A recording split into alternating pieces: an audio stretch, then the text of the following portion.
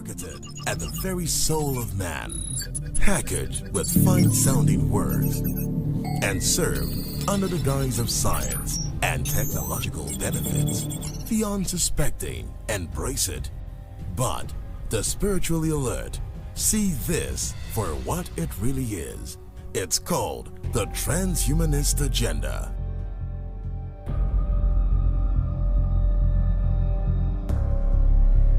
Transhumanism, as I said to you, is actually the survivor of eugenics. That's what transhumanism really is. Let me tell you what they say transhumanism is. Now here's how it is well polished. It is a social and philosophical movement devoted to promoting the research and development of robust human enhancement technologies. You know, when they define these kind of things, they stretch it so that the ordinary folks can understand. You understand what I'm saying? So you really have to look beyond the verbosity to understand what they're saying. Such technologies would augment or increase human sensory reception, emotive ability, or cognitive capacity, as well as radically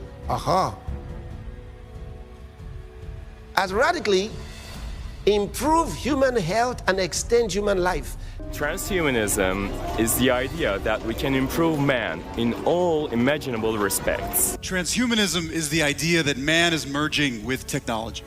Transhumanism is a term used for a broad range of ideas that technology is greatly enhancing human capabilities. This means everything from bionic limbs, brain implants, artificial intelligence, to even someday uploading our minds to the internet. And we have already a symbiotic relationship with our technology. Everything sounds beautiful. So you think, this is wonderful. But you see, it is the belief. Here's another thing. It is the belief or theory that the human race can evolve beyond its current physical and mental limitations, especially by means of science and technology. This is the crazy part of it. So, with this kind of definitions, you can be convinced that it is something positive. I mean, if you are someone who pursues some kind of education, you would love this because it sounds nice. The elites will like this. This enhancement of our capacity, our mental capacity, the enhancement of our health, extension of human life. Body 2.0 will include artificial eyes with zoom capabilities, infrared sensors, and night vision will be possible. And the prosthetic limbs of the future will be even more flexible and powerful than our original organic limbs that we have today. Who wouldn't want all that? And so they say, by means of science and technology. This is where, when you say by means of science and technology, you're beginning to say that you can actually alter the individual's capacity. The man who can alter it and make it better, why can't he make it worse? If he knows how to make it better, it means he's also found out how to make it worse, if he chooses to. The concept of transhumanism has its early roots in the 1900s, where the biologist Julian Huxley, who is regarded as a founder of transhumanism, first used the term transhumanism as a title of a 1957 article, which turned out to be influential. In 1988, the first transhumanist magazine, Extropy, Vaccine for Future Shock, was published by Max Moore and Professor T.O. Morrow. Well, I've been in transhumanism for about as long as modern transhumanism has existed. There have been various precursors. It's hard to say exactly where things start, but back in 1990 I wrote an essay called Transhumanism Toward a Futurist Philosophy. And people had used the word transhuman before, but in the modern sense, nobody really created a philosophy of transhumanism. So I was really the first person to do that and developed what we call the principles of extropy, which is a particular transhumanist philosophy. Moving to the late 90s, the first version of a would-be-called transhumanist manifesto was published by Natasha Vita Moore in 1992. Through the decades, the concept of transhumanism has evolved and received a wider acceptance amongst many schools of thought, especially amongst the so-called elite. But as exciting as these science and technological cloaked benefits might seem, a closer look at the definition of this digital revolution seems to reveal much more than meets the eye. They had planned that it was time for them to begin to bring men into the age of the robots, where man is giving his brain over to machines. So they said that they're going to improve the quality of humanity. This is crazy. And I'll tell you why it's crazy. Because there are a lot of people who thought that that's a good idea. Yeah, it's a good idea until you understand it, because they don't tell you the whole truth. And if you don't have the perception of the Spirit, how can you understand the truth? Transhuman, I tend to reserve that term for something that really makes a fundamental change in the human condition.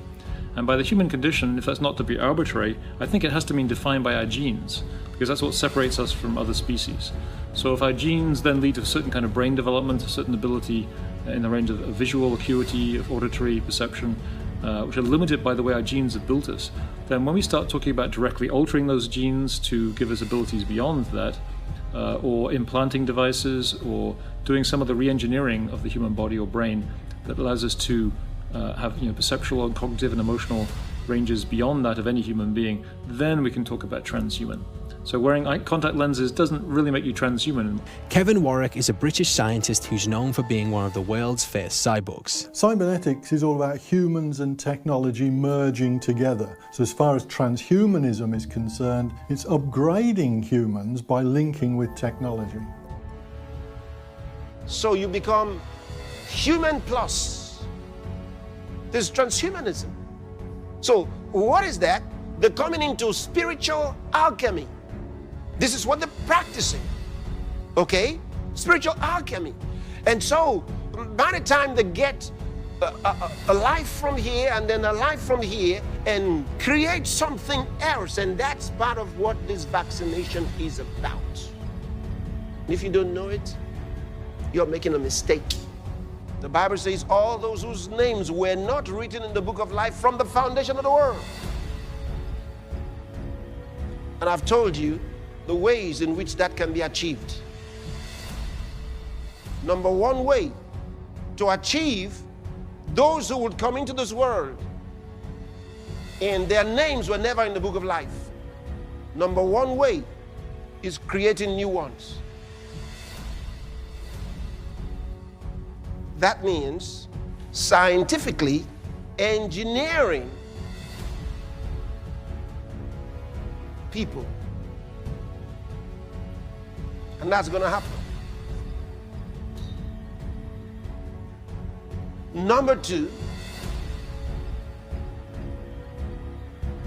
the re-engineering of existing persons. How is that going to happen?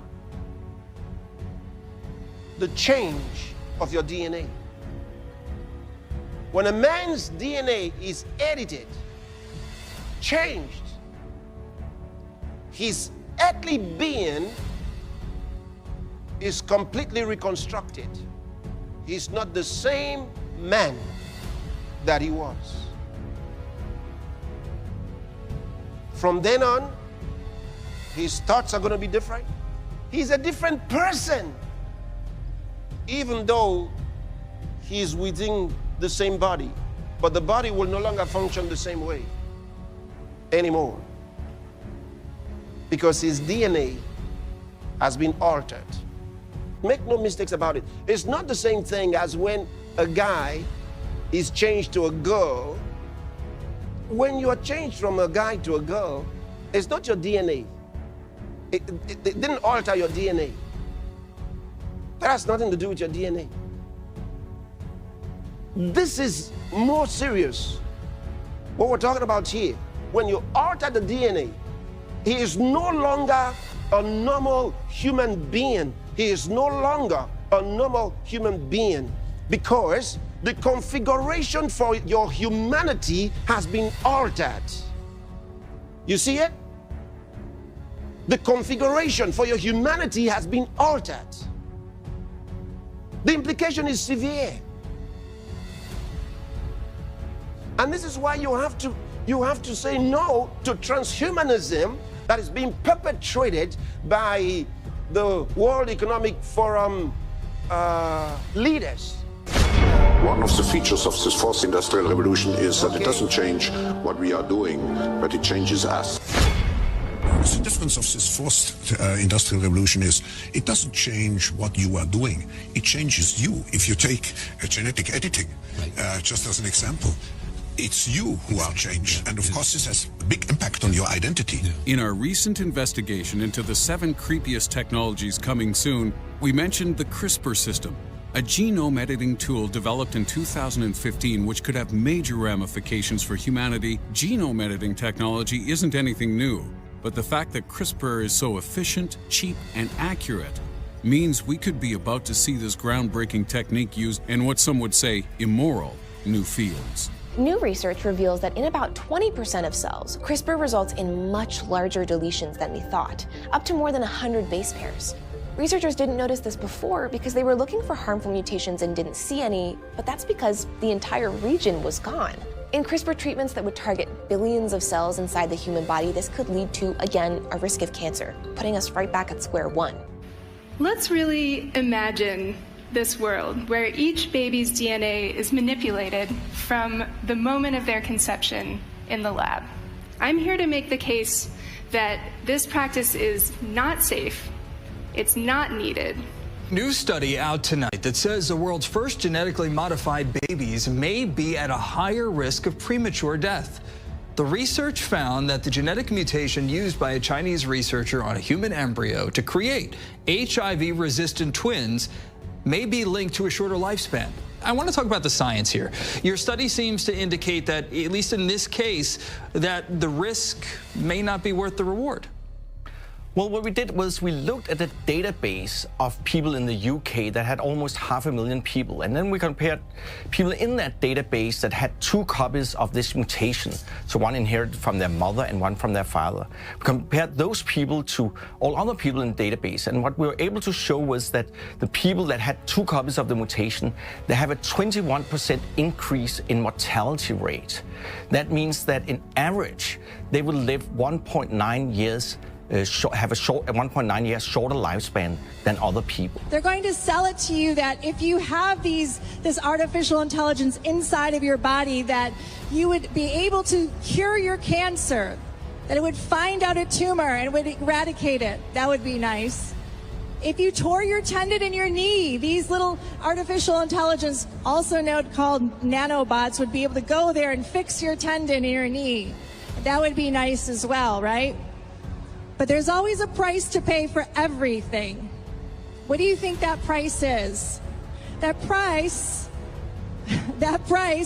is once you give up that sovereignty of your human body, once you give up that access to your brain, to your memories, to your dreams, to your thoughts, that it's a two-way communication, that forever, once that happens, there will be constant surveillance, constant monitoring. No, you would not have any privacy, no autonomy. They also believe that this is the way that they can create a new world, a nicer world, a world without racism, without division, because they could alter the way you behave. This sounds really crazy, I know, but just know that it is already in the works as we speak. And if you read the Bible, God hates it. This is a terrible thing. It's a terrible thing. So for those of you young people who were excited about transhumanism and you were being deceived, they were not telling you what they were actually doing, because it's all, you know, with this science message giving you the impression that you're getting into something big for the future. No, not at all. Not at all. You're dealing with murderers, with murderous minds, psychopaths. When you understand their ideology and what drives them. See to it then that no one enslaves you by means of the wordless deceit of human wisdom.